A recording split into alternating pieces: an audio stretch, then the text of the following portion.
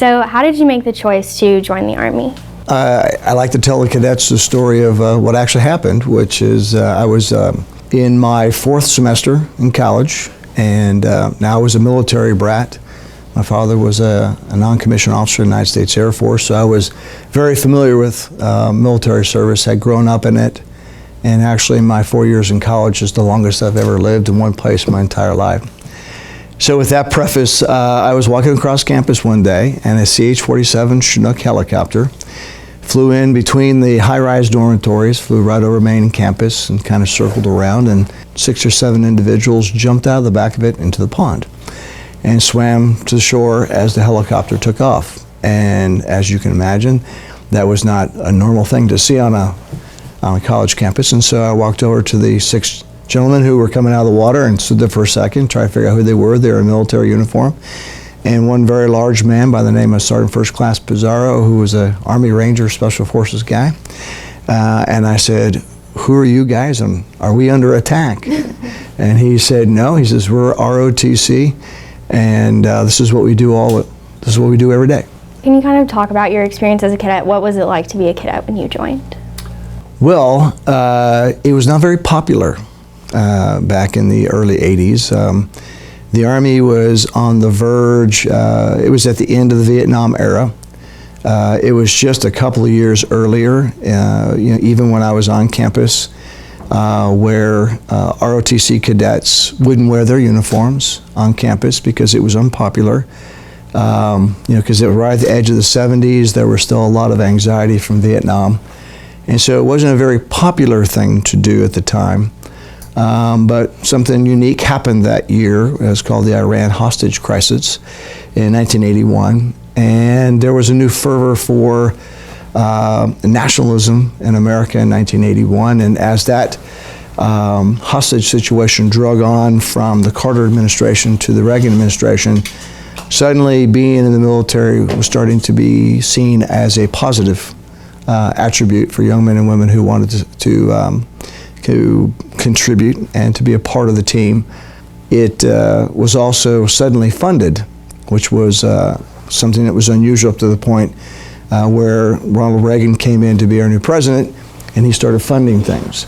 And so saying that we were under-resourced and undermanned and underappreciated at that time would be an understatement. But there was a core group of people that I met, that I respected, and that I saw that there was something bigger than being popular, and there was something bigger than being paid a lot of money. There was a higher purpose, a higher cause, and I was attracted to that. As your experience as a cadet, and then you watched your son go through as a cadet, and now you're the commanding general of Cadet Command, how have you seen that experience change over the past couple of decades? Realizing, there's a lot of generations between me and my sons and me and where I am as the commander of Cadet Command. My parents were raised in the Depression, the World War I, World War II, my grandparents and my parents. And so my generation didn't challenge authority. My generation took care of what they had. They weren't very keen to seek better things. They just wanted what they had to be the best they could hold on to. They took care of it, they cleaned it, they painted it, they made things last a long time. By not having as many things as my children do as officers in the Army, we made do with what we had, and which I think made us a bit more agile, made us a little bit more innovative in our approach to problem solving. And so in the 90s, suddenly the Army changed dramatically and was cut by over 50%. And we dropped down to the 485 right at the end of the 90s. And I watched the Army purge a large number of officers and soldiers. So I saw a more elite group of people left when the dust settled after that big purging. And the people who were left were very grateful to still be around, and suddenly didn't have any more resources than we'd had before, but we had more work. And so now the innovation that we learned in the resource-constrained environment were helping us to survive in the more work put on your plate kind of mindset. And so we've gone through that. So my generation went through having very little and a lot of people to having very few people and a lot of work, and again with minimal resources. And then 9/11 kicks in, and suddenly for the first time in my military career, which was about my 18th, 19th year in the Army, we're flush with resources and we're flush with people. And what I learned during that period of time was it was great to have everybody I was supposed to have, and it was great to have unlimited resources to get things done, but I slowly learned that that didn't teach people to be good leaders. And now what I seen right at the very end was going back to that resource drawdown constrained environment, because that's how the Army has always been. It has cycles. And so now I see another shift. So at the end of my career, I've been blessed with the things that I grew up with, the resource constrained environment, the need for innovation, the means to teach young men and women how to be agile, adaptive, and innovative is now important again. And so that has been a big thrust of what I've wanted to do, is to integrate that mindset, which is kind of counterintuitive how most of your generation has grown up with, is that, I'm only going to give you one. We're at that point again where we have to sharpen our shovel instead of buying a new one. We have to paint something instead of tear it down and build a new one. And so what we've done in Cadet Command in the last couple of years is get back to that mindset. And I'm very proud of where the command has gone with that, and hopefully that'll help the next generation who gets stuck with whatever huge chaotic challenge awaits them over the horizon. What has been the most rewarding part of being the commanding general of Cadet Command? Well, first, it keeps you young. It gives me an opportunity to work with young men and women and give them an opposing view on how to look at the world. I like to provoke people to think. Sometimes that's not easy. I call it intellectual provocation, where I will try to throw out somewhat controversial and unique ways to look at things, and to see how young people respond. And being an older person, with 35 years of experience, I love explaining things to people about. They'll ask me questions like, why does the Army have this standard? This is stupid. I'm not going to do this. And you have to go back and remind them, the Army's been doing this for a long time.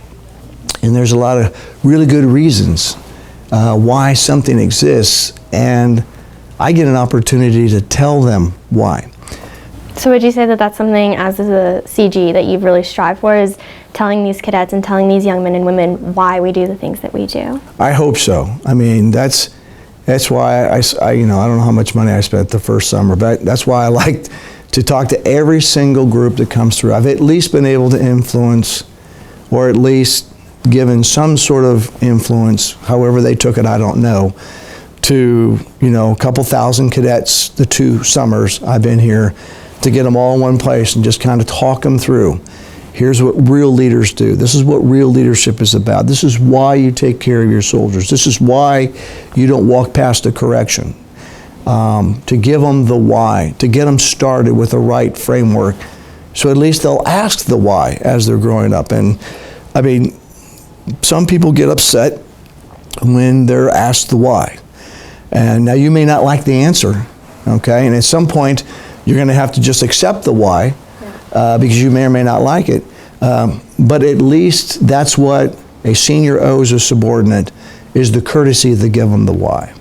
So it is one of the things that I think I've enjoyed the most. So looking back on your almost 2 years here, what is something that you would like to pass on to the next commanding general of Cadet Command? Some advice. He will come in with all of his own life lessons that I'm sure he's going to want to pass the cadets. I've already told him what I wanted him to do, which is, and he was very gracious. I asked him to come here early so he could sit down. He was here last month, so he could sit down and he could see the final decisions made for summer training this summer.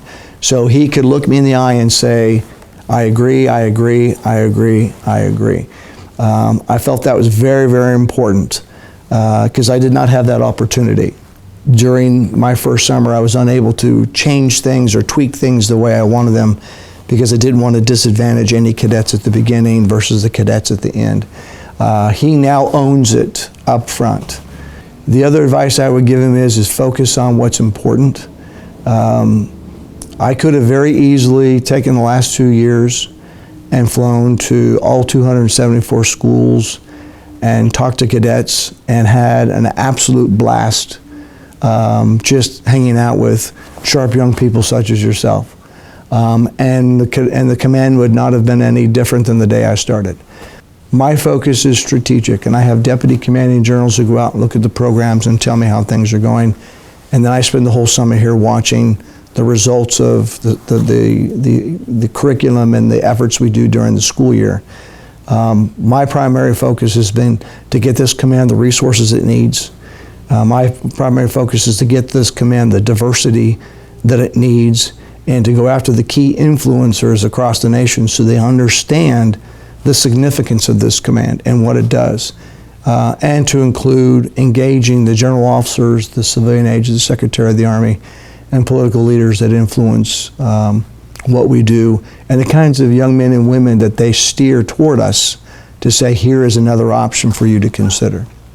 A lot of cadets and cadre members alike over the past couple of summers have talked about how you've changed Cadet Command for the better. So how has your individual career experiences and your experiences as an individual really kind of influenced what you've changed about Cadet Command in the past couple of years? You know, it's great that the cadets think I've made things better. In all honesty, I don't know if the cadets know enough about the Army to know if I actually made things better. so I hope they're right. You know, the Army, like I said, the Army was in a change, and you know, and what my predecessor and her predecessor did, the Army was focused differently. It was focused on going on routine rotations into Iraq and Afghanistan. It was about combat outposts. It was about forward operating bases. It was a different mindset. And so I didn't make things better. I turned things to what we feel, you know, based on General Milley, the Chief of Staff of the Army, said, this is the mark on the wall now. You know, high intensity conflicts, invasion, direct action, offensive operations, not operating out of combat outposts, and I want you to build readiness, the whole Army go that direction. So our direction had to change that way as well. And so for me, getting after a person's character first, something we've learned in 16 years of war. We fell into a very unfortunate cycle where we felt competence was more important than character. So the biggest thing I'm proud of that we did is we brought character to the top of what we look at and how we assess. And so as you look at the filters of what you have to go through just to walk in the door of some office on some campus to talk to a PMS, the first thing we want to see is your character. Because I can teach competence. I can teach you, I could take you right now and make you a Special Forces killer, okay? Or we can make you the world's best public affairs officer. You know, that's what we do. We take people and we make them better. And so I can do all that, but you know, your character is something that's ingrained in you of how you've been raised, where you're from, your culture, your background, your gender, your diversity, everything about your character. So we have to make sure the character foundational pieces are right, and then we have to reinforce them. And so we do that now. So we look at your character first, then we look at, you know, physical fitness, academics, you know, things of that nature. Then everything that we designed after that is designed to pressure cook you, because you can take a written test on character and get A's all day long. But I don't know squat until I put you in a pressure cooker and see if you really do have those values internalized and do the right thing. And you heard me quote it 1,000 times, and I'll quote it again. It's in my mind constantly is the ultimate measure of a person is not where they stand in moments of comfort and convenience, but where they stand in moments of challenge and controversy. And we all know Dr. Martin Luther King Jr. said that for many, many reasons. But if you think about how we train and say, how do I take a kid out of college classroom and put him in the woods at Fort Knox, and then take away that moment of, comfort and convenience of an air-conditioned latte drinking classroom, taking an ethics test, or put them out in the woods and just make them very miserable and see, do they make the right choices? Because that ultimately is what the American officer is supposed to do. The American officer is the one who's going to take the moral high ground and always do what is right, no matter how hard, how unpopular, how difficult it is. That officer has to make the right decision, and that's what the American people demand of our leaders. A hot topic the past couple of years has been the opening of combat arms and specialty schools such as Ranger schools to women. How has that positively affected Cadet Command, and do you have any words of encouragement for young ladies going through those kinds of things? I have to tell you that I had female officers working for me, one female officer and 3 linguists working for me during the invasion of Iraq. And they were embedded in my unit. And they were shot up and awarded 2 of them Purple Heart. And it didn't even dawn on me that they were women. You read my book. My linguist, Specialist Carr, who someday I will find, was incredible. She was incredible. She was at my side in an Arab country where you weren't even allowed to see women. And she was a very powerful tool. And I'd worked with women in Haiti as linguists and as military police officers. And so, although I'm an infantryman and I grew up in a very male-centric infantry job, we've always integrated women in through those years and had them with us. So I never saw anything about it. In fact, as an infantryman, to me it was intuitively obvious it was the right next step. But I will tell you, it's not us that have the problem with it. It's the rest of society has some sort of a problem with it. And so I will tell you that in fact, yesterday I was just tracking, we have 4 young ladies from ROTC who are now Ranger qualified. I think it's 8 out of 12, or I'm sorry, there's 12 West Point officers and 8, I'm gonna get the right numbers here, 8 West Point and 4 ROTC. And I think our numbers are gonna keep going up as we advocate for it. I think, to me, gender is irrelevant as long as you can do it. If you can do it, if you can carry your weight, there's just as many guys out there that I say the same thing to. If you can carry your weight and go to Ranger School and be in the infantry and be value added, and you have the intestinal fortitude for it, then go for it. Don't let somebody tell you there's a glass ceiling. There are no glass ceilings. The glass ceilings exist based upon a policy that the Army cannot control that comes from outside of our organization, and B, limitations that individuals place on themselves. That's what we can do, is teach them to overcome those individual constraints that they lock themselves into. So I'm all for it, and I think it's great. Behind every great man, I feel like, is an even better woman. So how has your wife kind of supported you in all over your career, but especially here at Cadet Command? I've seen her at multiple graduation ceremonies, commissionings. How have you seen her support you? I absolutely hate that saying. I think it's, for every great woman, there's a man who's blessed to be her husband. And Marguerite has truly been, you make me get choked up, but Marguerite, I used to joke, because she won't ever let me compliment her. She is truly an INTJ, and she wants no recognition whatsoever. And I got in trouble a few years ago when I tried to slip her into a speech. And the way I said it was, in my life I've only gotten my first choice 3 times. To get to command a battalion 101st that I really wanted. The second time was to become the Deputy Command General, 3rd Infantry Division, deployed to Afghanistan. But the first time was when young Marguerite Faunin still said yes. And so she has gone above and beyond to support me. We've raised 3 children. They're all grown-ups now. But you have to know, we talk about personality a lot. I am the extrovert. And so I'm always the one who's out front. And she's the introvert. And so it takes a tremendous amount of energy for her to do what she does.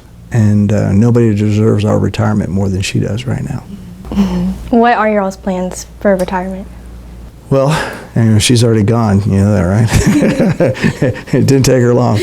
No, we're heading back to Iowa. We have a small farm there, and I'm going to do some consulting work with Northwest Missouri State University and possibly some other companies, but we're just going to take it slow. But our goal is to stay around the college environment as much as we can, and to help young men and women realize that they can do more than they think they can.